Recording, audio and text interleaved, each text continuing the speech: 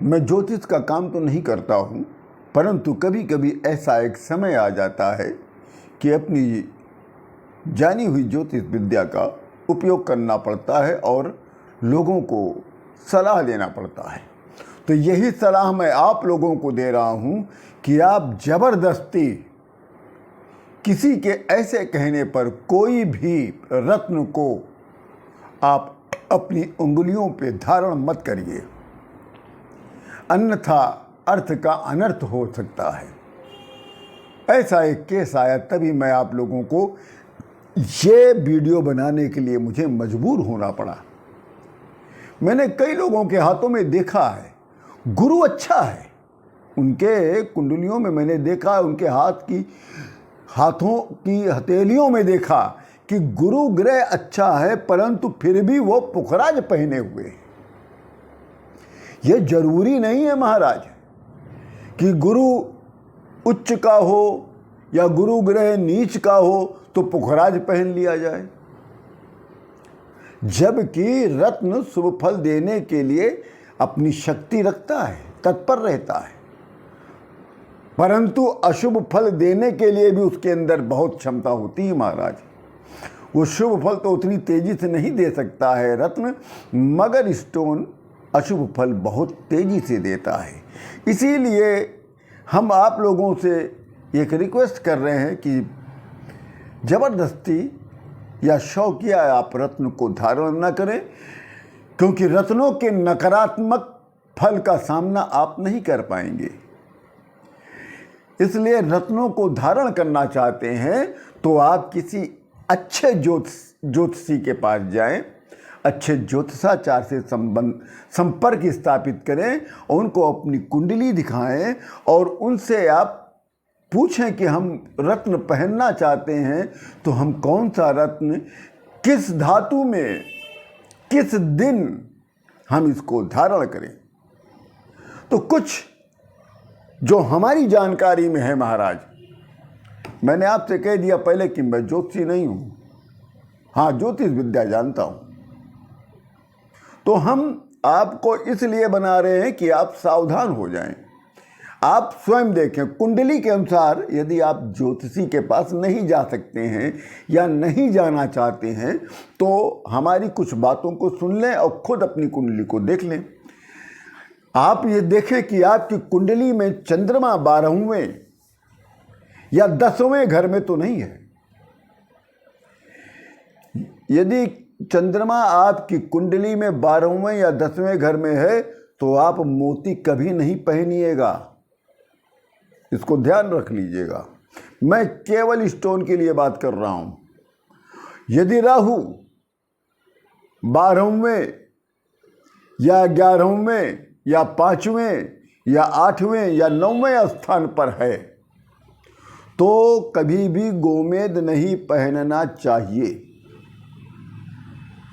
और अब आप सुनिए, अगर केतु तीसरे और छठे भाव में है, आपकी कुंडली में अगर केतु ग्रह तीसरे और छठे भाव में है तो आप कभी भी लहसुनिया न पहनिएगा। यदि बुध ग्रह आपकी कुंडली में तीसरे या 12वें घर में हो तो आप कभी पन्ना भूल कर ना पहनना। और शनि ग्रह यदि लग्न पंचम या 11वें स्थान पर हो तो नीलम धारण नहीं करना चाहिए महाराज। अब आता है कि शुक्र ग्रह तीसरे या 5वें या 8वें स्थान पर है। कौन? शुक्र ग्रह। यदि आपकी कुंडली में शुक्र ग्रह तीसरे, 5वें या 8वें स्थान पर है तो भूल कर भी हीरा नहीं पहनना।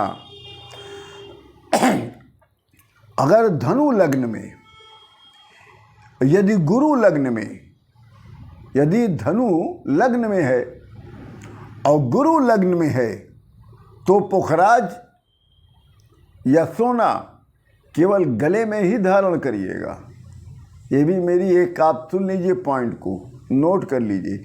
यदि आपकी कुंडली में धनु लग्न में है और यदि गुरु लग्न में है तो पुखराज को धारण करना है तो गले में धारण करिएगा और हाथों में नहीं, इसको ध्यान रखिएगा।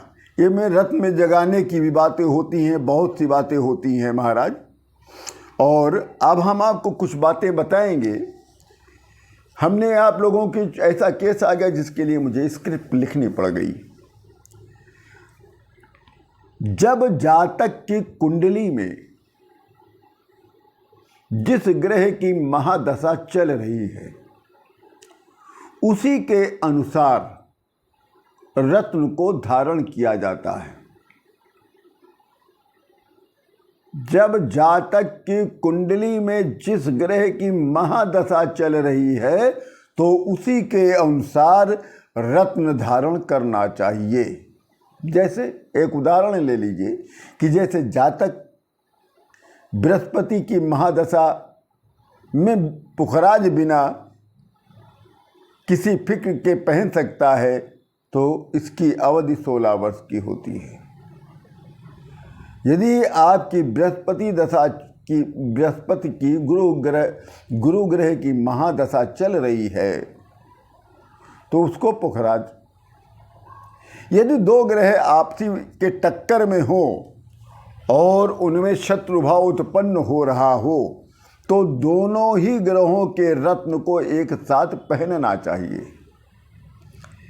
इसको बहुत ही अच्छी पॉइंट है ये महाराज कि जब दो ग्रह जो आपस में टकरा रहे हो और उनमें दोनों में शत्रु का भाव उत्पन्न हो रहा है तब दोनों ग्रह के ही संबंधित स्टोन को आपको धारण कर लेना चाहिए। और जिन दो ग्रहों के बीच में मुकाबला हो रहा हो उनमें एक ग्रह की धातु रत्न ही धारण करना चाहिए, अन्यथा शुभ परिणाम की जगह अशुभ परिणाम की प्राप्ति हो जाएगी। वैसे अब हम आपको ये बताएंगे कि कौन से स्टोन के साथ कौन सा धातु के साथ पहनना चाहिए। अगर आपको ज्योतिषी ने बताया है कि माणिक्य पहनना है तो माणिक्य आपको सोने के साथ पहनना चाहिए। यदि आपको मोती पहनने को बताया गया है तो मोती आप चांदी के साथ पहनिएगा। और यदि पंडित जी ने मूंगा बताया है पहनने को तो आप मूंगा तांबे के साथ पहनिएगा। और यदि पन्ना पहनने को बताया गया है तो पन्ना धातु आपको पन्ना रत्न सोने की धातु में पहनना चाहिए। पुखराज हमेशा सोने में पहनिएगा, हीरा चांदी में पहना जाता है और गोमेद ऊपर धातु अर्थात लोहे में पहनिए, सबसे अच्छा होगा। और केतु के लिए अगर पहनना लहसुनिया तो सोना या तांबा दोनों में किसी एक में पहन सकते हैं आप। ये हमारा कोई विषय नहीं था महाराज, ना ज्योतिष मेरा विषय है, ना मेरा रत्न विषय है, ना मेरा धातु विषय है। कारण क्या है, एक ऐसा केस हमारे पास आ गया जिसमें किसी पंडित ने बगैर कुछ देखे बता दिया था, वो केस बिगड़ गया था। वो केस हमारे पास आया तो उसी केस को समझते हुए मैंने इस विषय पर आप लोगों को थोड़ा सा सतर्क करने की एक कोशिश किया है। राम राम।